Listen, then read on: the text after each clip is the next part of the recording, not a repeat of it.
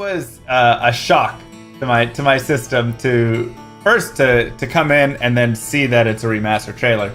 Was not expecting that, but then to see the complete shift in the design and the art and everything. And I'd really love to hear more about how you came up with the process for how you want to remaster the look of it, right? How you wanted it to visually exist. So luckily we had a ton of good inspiration from the original D2 art. Our primary focus is always nostalgia, right? We want to make sure we focus on getting this right and deliver an authentic experience that players remembered from 20 years ago. Every choice we make with the art, with the models, with the environments should really ignite that nostalgia and then reinforce that emotional connection from the original game. But then we came up with a 70-30 visual guide. 70% is basically the classic. This is where we don't touch. We don't touch what works, right? We want to maintain those iconic shapes, colors, tones. Everything should be one-to-one and faithful to the original. We want things to feel authentic and preserve those original designs. With the 30% new, that's kind of where we're going to elevate that art. Every change we make should really signify that step forward visually. I also noticed that the game was 3D, and can you talk a little bit about the discussion or how you moved and some challenges moving from 2D to 3D? Well, I mean, evolving from a 2D sprite game, like a 2D image game, to a 3D is very challenging. We basically had to write a complete new PBR renderer, so a physically based renderer on top of the old game logic. It's difficult because you're dealing with models versus 2D sprites, where you have to basically write. You have dynamic lighting, you have dynamic VFX. A lot of that is an additional system that we have to work out on our end. So the follow-up to that question, I suppose, is I wasn't able to see any items when I was watching that trailer. Are all of the items also going to be remastered? All of the gems, all of every single piece of this? And what sorts of flavor did you decide to add to that artwork? So everything is being redone. So we remodeled everything because everything has to drop in the game. So you have your icon art, and then you have your 3D space art that flips, right? So we had to basically model everything. And as far as the inspiration, we actually were inspired by some original documentation that we found from Blizzard North, where there was a huge Word doc of where the original artists pulled inspiration from.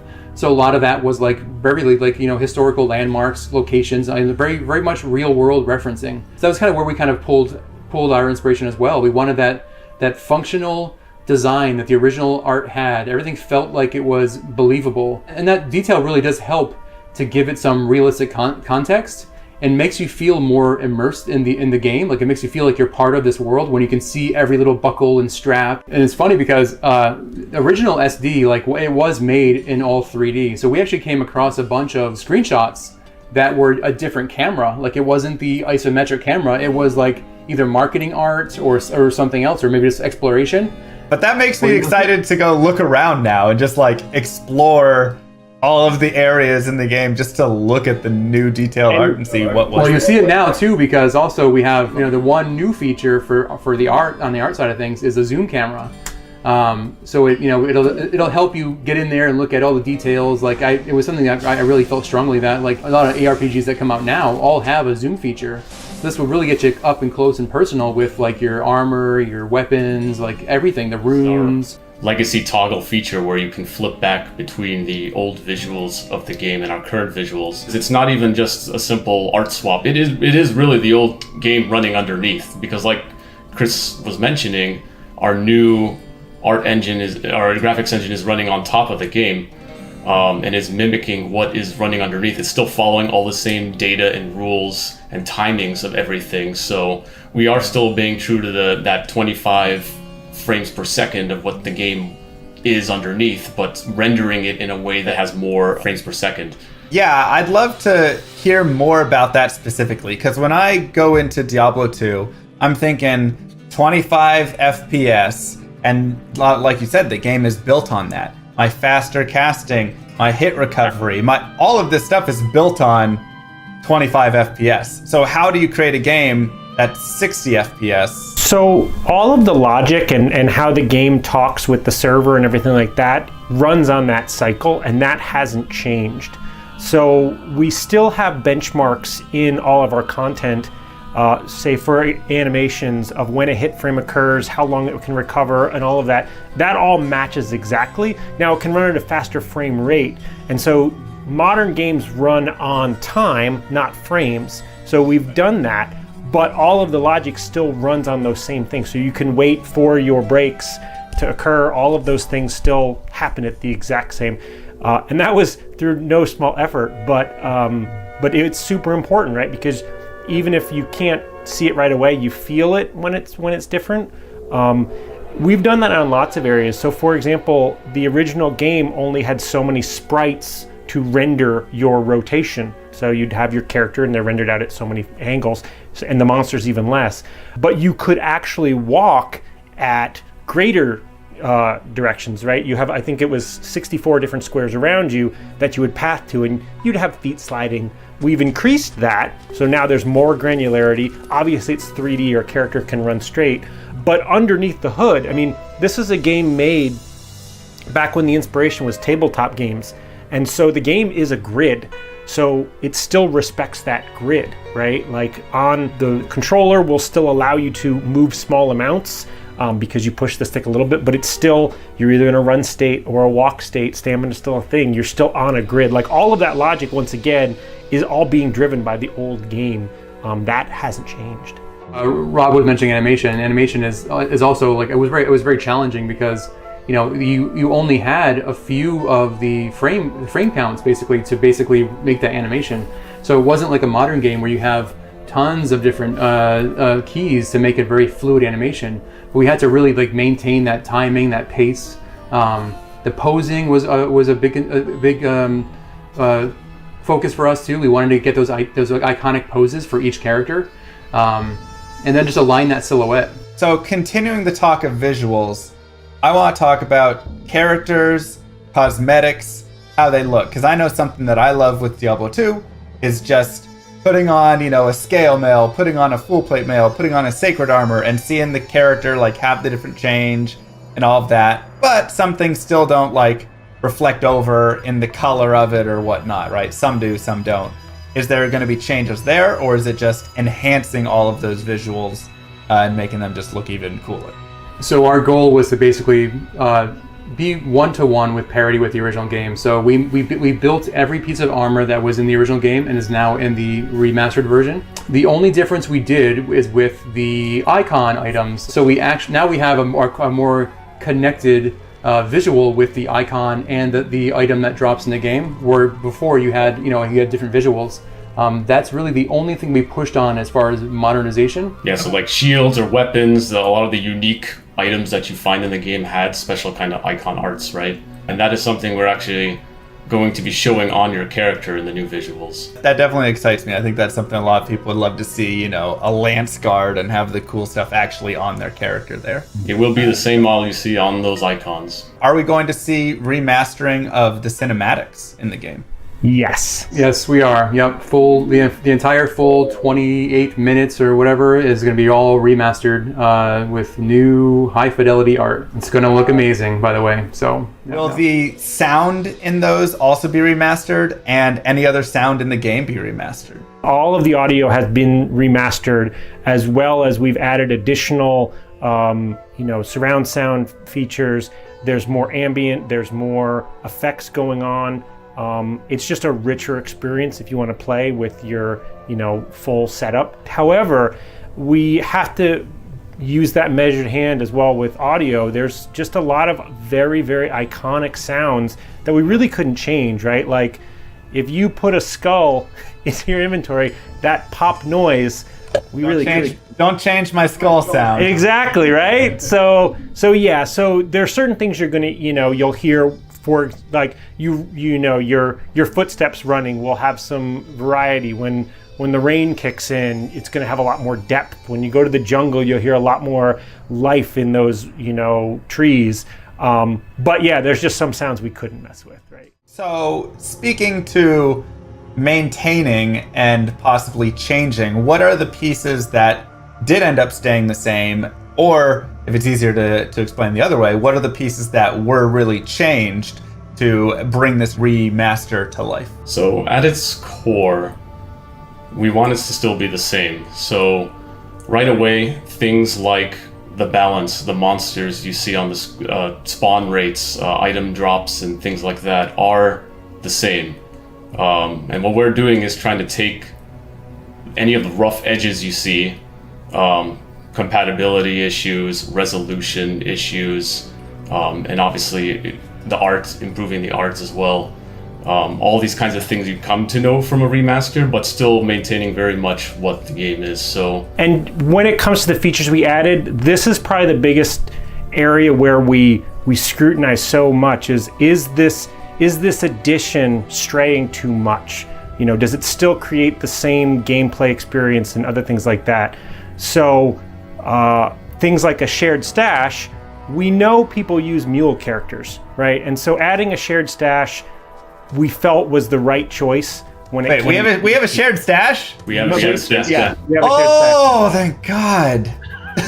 Now the way that the shared stash works is there are rules, right? You can't have your ladder characters mixing a stash with a non-ladder character, and you can have your offline characters, can't use your online. But for the most part, we're like, people do this anyway with a mule character, so it's okay to give them this feature. That is like the greatest feature that you could add, because there's nothing worse than opening up the game, going in, dropping all your GG items to mule them over because you've run out of space, and then not being able to log back in, or the game's not created, or it didn't perm in time, and losing all of your gear, or trying to find someone to help you transfer your gear over, because, oh my gosh, a shared stash is amazing. Thank you so much. That's such a help. Like I said, maintain the core was a thing, but the other aspect of it was to see where we can improve, right? So the shared stash is one of them, because we saw it as a very common concern, especially around muling, which people had workarounds anyway, right? So that is one thing. Another example is we are reimagining the UI in the game. With a new reimagined UI, we're still trying to stay very faithful to what you come to expect. So you'll still have the classic globes on the HUD screen, the skill icons, the potion belts, and all that. But we are reorganizing a little bit. We're trying to integrate the menu buttons and the stamina bars closer together within the HUD, so it's built a little bit cleaner. And naturally with reimagining a UI, we have some liberties to add a few things. So going back to the information I was talking about, a big thing we're doing on the character screen is we're adding an advanced stats screen as well. So we're going to be showing you all the information you get from items as well. So you don't have to do that kind of math with like looking at each of your items and calculating how much magic find you have, for example. It'll all be like summarized right there for you. Something that we've seen already in a lot of mods where they've gone ahead and taken that information and created a little screen. So that's really nice to see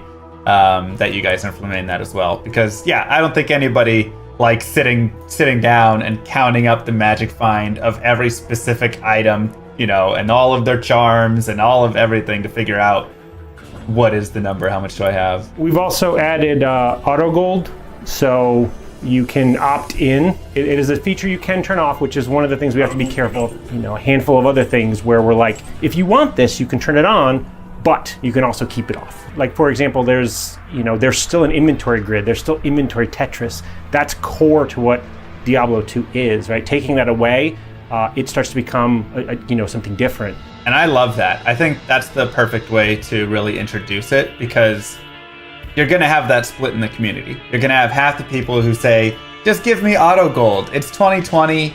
I don't want to worry about having to pick up every individual gold stack. But then you're going to have the opposite side of purists who go, don't touch this. Like, that completely changes my game experience. And, if I'm speedrunning through the game or playing through whatever, I want to be able to go over and pick up the gold stacks and take that time. And that's more a part of the Diablo 2 experience for me. I want to jump back to features in a second. But before we do, you just brought up console play. And I feel like we have to jump into console, the decision for console, and how you're gonna make that work. You already talked a little bit about like auto gold, having that to be a little more accessible. But when I think of Diablo 2, I think of a mouse going and clicking everywhere. And How does this work on a console? To say it wasn't a challenge would be a bold lie. So there's a couple things. For the most part, the game thinks you're still using a keyboard and mouse with a controller. That was almost a rule we kept, that helped keep us on the rails, because we didn't want to be sacrificing, once again, that authentic experience, but we did want to make it more accessible, bring it to a modern audience. I mean, there are people who were born after this game came out that we want them to enjoy it and play it. And a lot of those people are used to, just more modern titles that could use a controller. Also, from an accessibility of just allowing you to plug in a controller helps for many other people to get to enjoy the game. The biggest thing I think that the two big things we'll say. One is you're changing the way you play the game from being kind of an eye in the sky and telling your hero what to do by clicking on areas, to actually being your character and directing them. So pathfinding is gone, right? Because you're doing the pathfinding and things like that, which creates some very interesting things. For example, the sorceress's teleport is meant to teleport to wherever you click. So in that area, when you're playing on the console, we will have a kind of a default distance that you will teleport to. Whereas on the PC, you can click wherever you want. Same with Barbarian's Leap, although that one's interesting because it levels, but it's become a very, very fun challenge. Like, I'm a necromancer and I need to target an item on the ground that has a certain keyword. It's working so far, but you guys will be the ultimate judge of that. Yeah, we've had a lot of talks back and forth, playtesting and things like that. A big challenge we had too was categorizing, all those 300 character skills. To see how each of them really play, to see what challenges there were. And yeah, like Rob mentions, the Necromancer Iron Golem is a favorite of ours to continuously talk about because of the various ways it can target.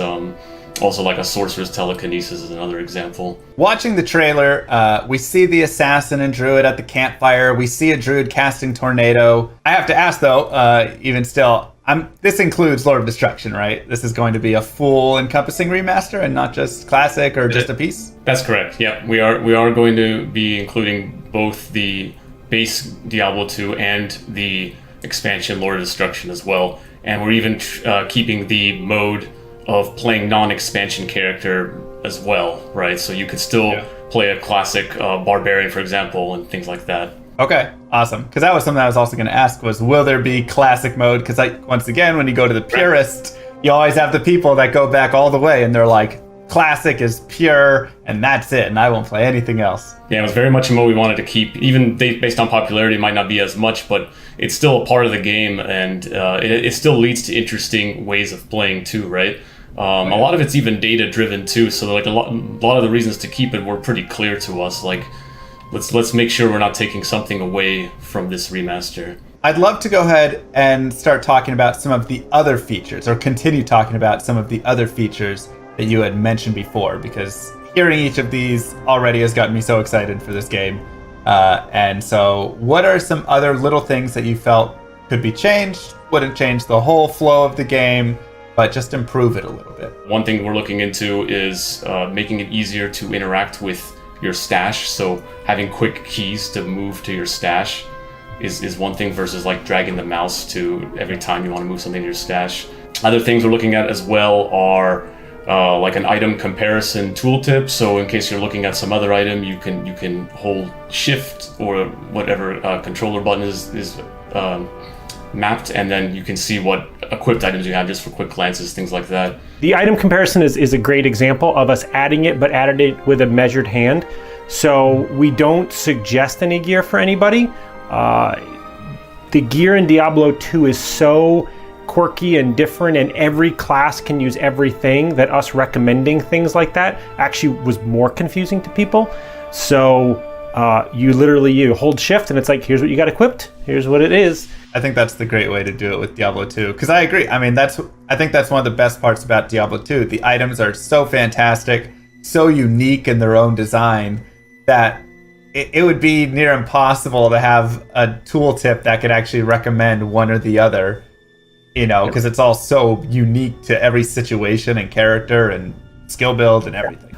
We added 5 more languages, so that's a feature to a lot of people who speak those other languages.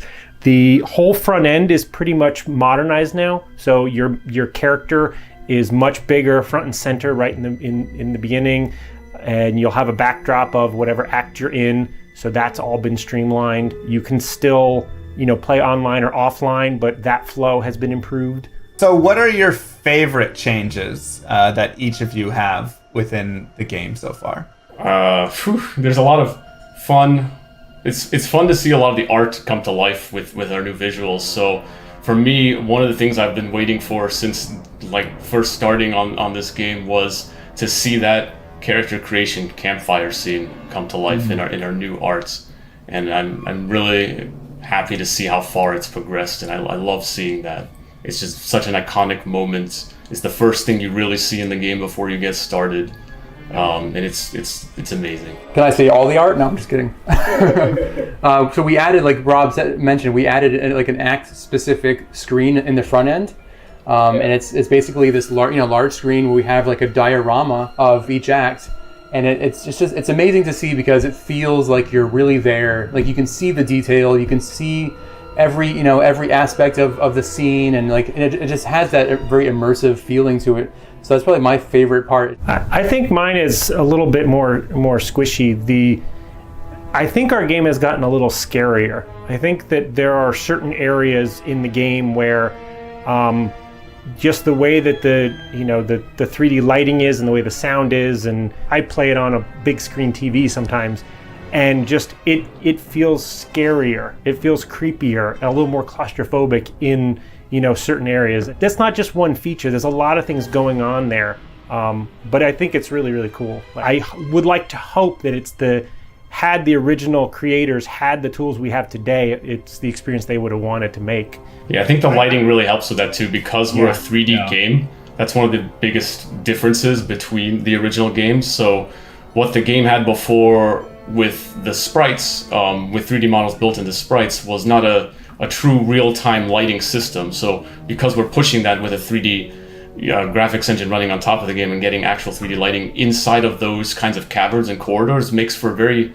interesting experience now, because it just feels more immersive with having light react around you like that. Yeah, I would definitely say, I mean, I've only seen the trailer piece you sent me, but even from that, just seeing down in the tunnels or the sewers or any of those like you said, cavern dungeonous zones, the lighting, it was darker and brighter, and then things like the skeletons with the fire, but it just had this different, I agree, creepier feel.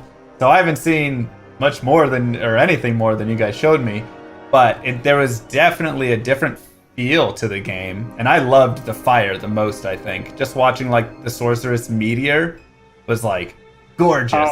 So with multiplayer, are there going to be any changes, any differences in there from PvP to trading to how players interact, units blocking each other? I mean, all sorts of stuff. So with multiplayer, we want to keep all the features you've known and loved there. So PvP will still be there, down to opening the party window and engaging hostility.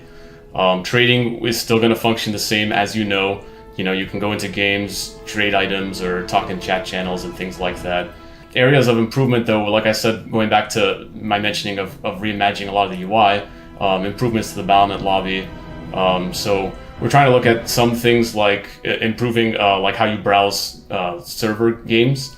So when you're looking at a game to join and typing passwords and things like that, that's the kind of area we're trying to see how we could smooth out in ways like making sure you can browse normal games, Nightmare games, and Hell games, even though you've graduated to the higher difficulty.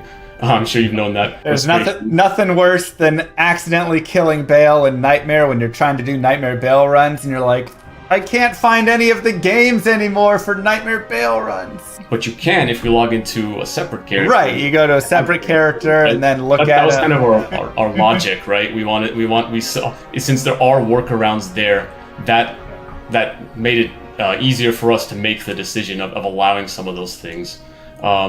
Another change is also looking into reducing ladder seasons overall. So right now ladder seasons in Diablo 2 are 6 months, and we're looking at reducing that as well to help have more engagement and kind of drive more incentives too. 6 months is a long time, and we're looking into like if we make it shorter, we could probably have greater beats throughout the year, as well as seeing people strive harder for getting like that to that level 99, right? So is there going to be any reward change on that, or will it just simply be, the same standard? You get to 99, you're 99 on that leaderboard, and I mean that's a giant reward in itself, but I don't know if there's any other piece go up on the Battle.net website or something. We're not looking into adding anything beyond what the game really did, but in some ways there will be some things that kind of come out of because of what we changed. So we have the leaderboard, right, where you can see each class going to level 99. There are easier ways to filter through that. And we're also looking into saving that, right? So you can always look back to previous seasons as well. So in a way, we're creating that kind of legacy now that has kind of been dropped from the past. So that's one advantage, is your names could be there in the legacy if you're looking in the past. I mean, I think that would be cool enough. Just anything to keep it there as like forever. Like this was season 1, season 2, Like that's when I got my 89. Because I know a lot of people like to go and reflect kind of on their old characters and pushes and stuff like that. Character expiration will not be a thing anymore, by the way. Ooh. Due to modern Battle.net integrations, you will not have to worry about refreshing your character, so they will stay with you. Awesome. Will there be anything different with like character names then, if that's the case? Oh, yeah. So this was one that we talked about for a very, very long time. So because we are moving to global servers and we have cross progression, we will allow duplicate names because with everyone being in the same thing across all consoles and all platforms and other things like that, you would very quickly bump into duplicates like day one. And so we are allowing duplicate names. However, they will also be appended with your gamer tag or your Battle.net ID or other things like that, so that you are still unique. But this also allows us for people to play the game quicker, because we can autofill in your name, other things like that. Rob touched on it a little bit, but another mention there was going to global servers as well. So this is a new thing we're doing, where the concept of US West, US East, Asia regions, and EU are no longer going to be a thing in terms of like being on separated servers. So now, for the push for a global play with Diablo 2, you can now be able to join across people around the world. One thing, shifting back to the online play here, I know there's definitely going to be questions around security. How are we handling duping? How are we handling bots? How are we handling, just anything around that, realm downs, and all of the disconnects and all of that good stuff that we deal with online? What's being taken, or what actions being taken there? So moving over to modern Battle.net helps us with a lot of those types of things. To say it's, Loctite, I wouldn't dare do that. That's like throwing a gauntlet down to the community to try to break it. But all of that should be far more secure now. Now, we do still allow you to play offline, right? You will need to authenticate that your copy is legit, but after that, you won't be bothered. And so there's a reason why we leave those characters quarantined away from online. I mean, yeah, we have a server team working on it, and these are some of their efforts, right? We want to stop the bots, stop duping as much as possible. There's a lot of strides happening in the back end of things. So I'm excited to play this game, and I'm sure a lot of other people are very excited. How can we sign up for this closed beta, and when will this game be coming out? Actually, we will be doing a technical alpha, and you can sign up on our webpage today for future waves of invites. As for the game itself, it will be releasing 2021. Well, I just want to say thank you to the remastering team right here. I absolutely am blown away by how much effort and how much passion you guys are putting into this game and just into Diablo 2. I've loved Diablo 2 for 20 years. and I never thought that the game could get better.